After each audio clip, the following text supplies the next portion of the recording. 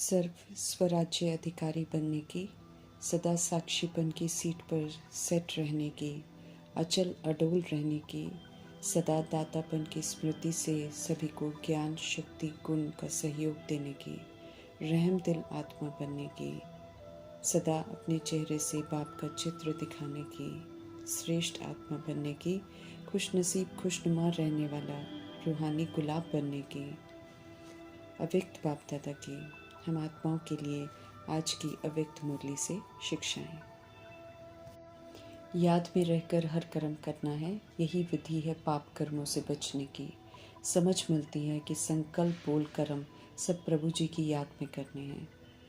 सही है या नहीं है उसे वेरीफाई करने के लिए प्रजापिता ब्रह्मा के संकल्प बोल कर्म से मैच करना है, फिर डॉट और नॉट लगाना है। निरंतर योगी भी हमको बनना है, संकल्प बोल कर्म को भी श्रेष्ठ बनाना है। इसलिए याद में रहकर सोचना बोलना कर्म करना है। इसी में हम आत्माओं की सेफ्टी है, इसी में श्रेष्ठता है, संपन्नता है, संपूर्णता है। समझ देते हैं कि कर्म योगी आत्मा का हर कर्म ही योग युक्त युक्ति युक्त होगा, अर्थात मीठे परमात्मा की बताई हुई युक्तियों के प्रमाण होगा। अगर कोई भी कर्म परमात्म युक्तियों के प्रमाण एक्यूरेट नहीं होता है तो हमें समझना है कि योग युक्त नहीं है। अगर हमारे कर्म साधारण हैं, व्यर्थ हो जाते हैं तो स्पष्ट है कि निरंतर योगी नहीं है। निरंतर योगी अर्थात कर्म योगी माना हमारा हर सेकंड, हर संकल्प, हर बोल सदा ही श्रेष्ठ होगा। श्रेष्ठ कर्म की निशानी होगी कि वो कर्म श्रीमत प्रमाण होने के नाते स्वयं को भी संतुष्ट करेगा तो दूसरे को भी ऐसे कर्मों से संतुष्टता होगी। ऐसी आत्मा ही निरंतर योगी बनती है और निरंतर योगी भव का वरदान प्राप्त करती है। साधारण और व्यर्थ कर्म अपवित्रता में गिने जाते हैं। हमें बनना है संपूर्ण पवित्र। इसलिए पवित्रता के सागर परमपिता परमात्मा की याद में निरंतर रहना है। ये हम आत्माओं के लिए बहुत ज़रूरी है। वरदानों से पालना हो रही है, वरदानों को प्रयोग में लाकर फलीभूत करना है और सभी के लिए वरदानी बोलने हैं, वरदानी संकल्प करने हैं, सभी के लिए वरदानी मूर्त बनना है। जब श्रीमत प्रमाण हम ऐसे बनते हैं तो स्वयं के भी प्रिय हो जाते हैं, प्रभु जी के तो प्रिय हो ही जाते हैं, और जो प्रभु के प्रिय होते हैं वो तो फिर सभी के लिए प्रिय हो जाते हैं। प्रभु जी के वरदान सुखदायी हैं, इसलिए वरदानी मूर्त आत्मा फिर सबको सुख देती है। वर्तमान समय कलयुग की अति का समय है, जब सब विस्मृत होकर, परवश होकर, अपने स्वधर्म के विपरीत होकर बाट बजा रहे हैं। ऐसे समय में उनके कर्मों के प्रभाव में नहीं आकर रहम दिल बन, दाता बन, प्रभु से मिल रहे सर्व खजानों का सहयोग देना है। रहम दिल परमपिता परमात्मा हम आत्माओं को समझ दे रहे हैं कि अपना रहम दिल और दाता स्वरूप प्रत्यक्ष करो। वरदाता बाप हम आत्माओं को संपूर्ण ज्ञान, सर्व शक्तियाँ, सर्व गुणों के खजाने देकर परमात्म संदेश वाहक बना देते हैं, ताकि मास्टर दाता बनकर हम सब अन्य आत्माओं को सत्य बाप के समीप लाने का दिल से प्रयत्न करें। परम धाम से आई सतगुणी आत्माएं देह का आधार लेकर पुनर्जन्म में आकर अनेक प्रकार की बन गई हैं। इसलिए किसी को ज्ञान अमृत, तो किसी को शक्ति, तो किसी को गुण चाहिए। सभी की कामनाओं को पूर्ण करना है। उसके लिए मीठे परमपिता परमात्मा हम आत्माओं को सर्व अखंड खजाने से भरपूर कर रहे हैं।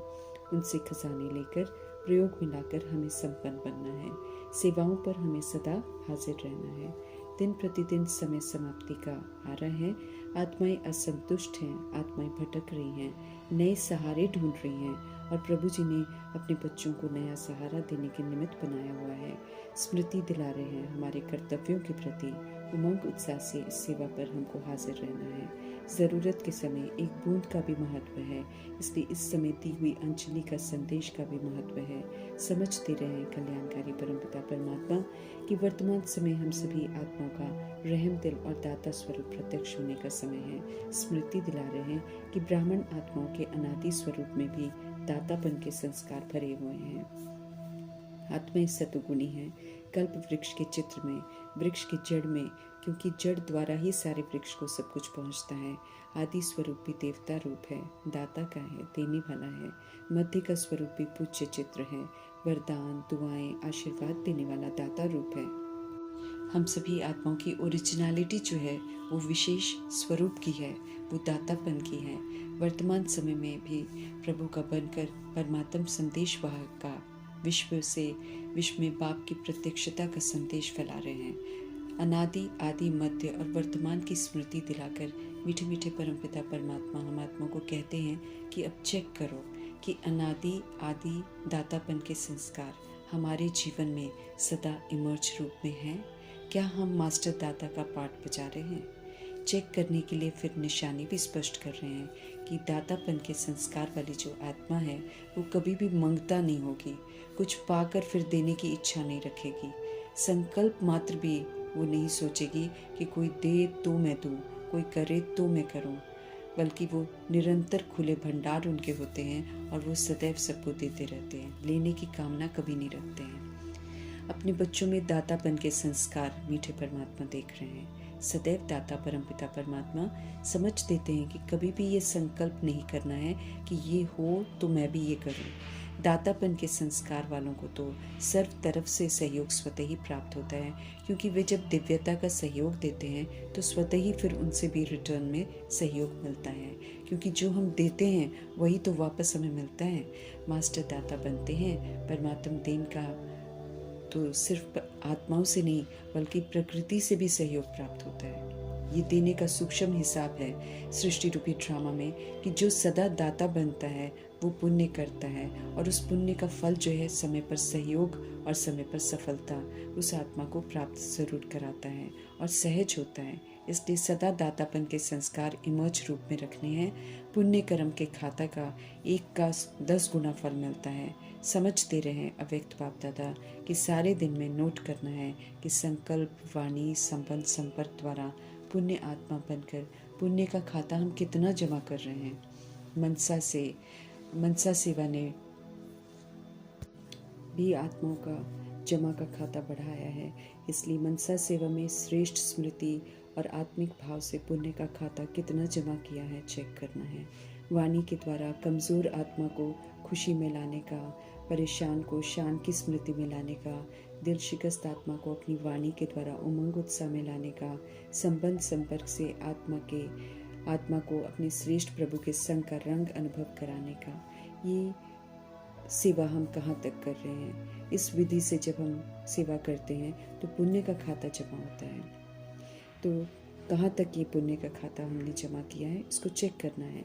इस संगम युग के जन्म में ही इतना पुण्य जमा करना है जो आधा कल पुण्य का फल खाते रहेंगे और आधा कल फिर जड़ चित्र जो है वो पापात्मा को और वायुमंडल को पापों से मुक्त करते रहेंगे।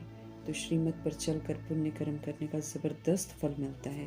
पूरा कल भी ये मिलता रहता है। अपना भी तो आत्मा भाइयों का भी कल्याण होता है, तो प्रकृति तत्वों का वायुमंडल प्रति भी जो हमारे उल्टे कर्मों का ऋण है उसे भी चुकता करने का अवसर मिलता है। उन्हें भी सतो प्रधान सतोगुणी और समर्थ बनाने का सहयोग देते हैं। पतित पावनी बन जाते हैं। बाप दादा जमा हुआ पुण्य का खाता देख रहे हैं। हमें भी खुद को चेक करना है। सेवा में उमंग उत्साह हमारा बना रहे, ये अटेंशन हमें ज़रूर रखना है। समय और संकल्प को श्रीमत प्रमाण बिजी रखना है। सेवा द्वारा सब उल्लंघनों को पूरा ज़रूर करना है। दृढ़ संकल्प में शक्ति है। इस शक्ति को ब्रह्मचारी बनकर कार्य में लगाकर फलीभूत करना है। योग को ज्वाला रूप बनाने की समझ देते हैं प्रभु जी। योग को ऐसा ज्वाला रूप बनाएंगे तो आत्मा को लाइट मिलेगी, सही रास्ता दिखाई देगा। ज्वाला रूप योग से दृष्टि में भी ऐसी झलक आ जाएगी जो कोई न कोई अनुभूति का अनुभव करेंगे। और बिखरी हुई सेवा को भी संगठित बनाने की राय दे रहे हैं मीठे परमात्मा, क्योंकि ऐसी आत्माएं हैं हर वर्ग में जो पावरफुल पालना संगठित रूप में चाह रही हैं। बाप दादा भी चाहते हैं कि सेवा अब संगठित रूप में भी प्रत्यक्ष हो। कल क्या होगा ये सोचकर हमको बिल्कुल डरना नहीं है, क्योंकि सब कुछ अच्छा ही होना है। जितनी दुनिया में हलचल होगी उतना ही हमें अपनी स्टेज अचल बनानी है, हलचल में नहीं आना है। कल को कुछ भी हो जाए हमें अचल ही रहना है और अचल स्थिति का ही सहयोग सारी आत्मा को देना है। हम सभी परमात्म छत्र छाया में हैं, इसलिए हम सेफ हैं। हमें तो सिर्फ ये ध्यान रखना है कि हम सच्चा ब्राह्मण बनकर रहें, फिर तो कोई फिक्र करने की ज़रूरत ही नहीं है। बेफिक्र बादशाह होकर रहना है। स्वराज्य अधिकारी बन, बेफिक्र बादशाह बन, अचल अडोल सीट पर सेट रहना है। स्वस्थिति और स्वधर्म में रहना है। सीट से नीचे उतरने की गलती नहीं करनी है, क्योंकि नीचे उतरकर स्वधर्म के विपरीत जाते हैं तो फिर हम अपसेट हो जाते हैं। स्पष्ट कर रहे हैं प्रभु जी कि जो सीट पर सेट हैं वो स्वप्न में भी अपसेट नहीं हो सकते हैं, हलचल में नहीं आ सकते हैं। सीट पर सेट रहने से सर्वशक्तिमान बाप दादा कंबाइंड रहते हैं, फिर डरने की कोई बात ही नहीं है। अकेला समझने से हलचल में आते हैं, कंबाइंड रहेंगे तो हलचल में भी अचल रहेंगे। हमें अकेला नहीं होना है। सीट पर सेट रहेंगे, बाप के संग रहेंगे तो बाप की जिम्मेवारी है। लेकिन अगर हम सीट छोड़कर बाप का संग छोड़कर अपसेट हैं तो फिर हमारी जिम्मेवारी है। फिर प्रभु जी हम आत्माओं की जिम्मेवारी नहीं लेंगे। आत्माओं को संदेश द्वारा अंजलि देते रहना है तो दाता स्वरूप में स्थित रहेंगे। दातापन के पुण्य का फल शक्ति मिलती रहेगी। समझ देते हैं प्रभु जी कि चलते फिरते अपने को करावनहार आत्मा समझ और कर्म इंद्रियों को करनहार कर्मचारी समझ इस स्मृति का अनुभव सदा इमर्ज रूप में हो तो रूहानी नशा, रूहानी खुशी, कंट्रोलिंग पावर रहेगी। कर्मचारी मनमानी नहीं करेंगे। साक्षी होकर डिटैच्ड ऑब्जर्वर बनकर श्रेष्ठ कर्म करने हैं। बार बार हमें चेक करना है कि करावनहार होकर मालिक बनकर कार्य करा रहे हैं। आत्मा करावनहार स्वरूप की स्मृति में रहे तो सर्व कर्म इंद्रियां ही ऑर्डर में रहेंगी। अगर हमको स्मृति नहीं रहती है तो फिर माया का ऑर्डर चलता है। करावनहार आत्मा हूँ, इसलिए हमें अलबेला बिल्कुल नहीं बनना है। माया को हावी होने का चांस नहीं देना है। हर कर्म इंद्रियों को श्रीमद् प्रमाण चलाना है, मजबूर नहीं होना है उनसे। राज्य अधिकारी बनने के संस्कार भरने हैं। स्वराज्य अधिकारी की सीट पर रहना है, नीचे हमको नहीं आना है। कर्म इंद्रियां ऑर्डर पर रहेंगे तो हर शक्ति भी ऑर्डर में रहेगी, समय पर हाजिर होगी। हर शक्ति परमात्म देन है। श्रीमत पर चलेंगे तो समय पर कार्य करती हैं। परमात्म देन अपनी चीज़ है, उसे यूज़ करना है। जब भी हम करेंगे तो सारी शक्तियाँ हमारे ऑर्डर पर रहेंगी। तब कहलाएंगे स्वराज्य अधिकारी, तब कहलाएंगे मास्टर सर्वशक्तिवान, तब कहलाएंगे प्रीत बुद्धि पांडव। अधीन नहीं बनना है हमको, बल्कि अधिकारी बनकर रहना है। श्रीमत प्रमाण हमको देखना, सुनना, बोलना, कर्म करना है। श्रीमत पर चलना है और सदा खुश आबाद रहना है। खिला हुआ रूहानी गुलाब देखना चाहते हैं बाप दादा। हर एक का खुशनुमा खुश नसीब चेहरा बाप का परिचय दे कि बाप मिला है। स्वराज्य अधिकारी सो विश्व अधिकारी का डबल नशा हमको सदा रहे। सभी प्रभु जी के बच्चे आत्माएं हैं। नाम रूप लेबल्स चाहे कुछ भी हो, सब प्रभु के घर की रौनक है। छोटे बड़े सब प्रभु के घर का श्रृंगार है। एक सेकंड में निराकारी आत्मा बन निराकार बाप की याद में लवलीन होने की ड्रिल करनी है। इस तरफ भी ध्यान खिंचवा रहे हैं। बाप दादा मन की ड्रिल से स्वयं को सशक्त बनाना सिखाते हैं। सेवा में पुण्य का खाता हम जमा होता है। योग से विक्रम विनाश होंगे, पाप कर्म का बोझ भस्म होगा। लेकिन पुराने संस्कार, पिछले संस्कार का जो बोझ है वो तो योग ज्वाला से ही भस्म होगा, साधारण योग से नहीं। ये स्पष्ट कर रहे हैं प्रभु जी। जब तक ज्वाला रूप का योग नहीं होगा तब तक पुराने कमज़ोर संस्कार इमर्ज होते रहेंगे। उनका भस्म होना बहुत ज़रूरी है, क्योंकि संस्कार परिवर्तन से ही संसार परिवर्तन होगा। पुराने संस्कारों की लीला चल रही है।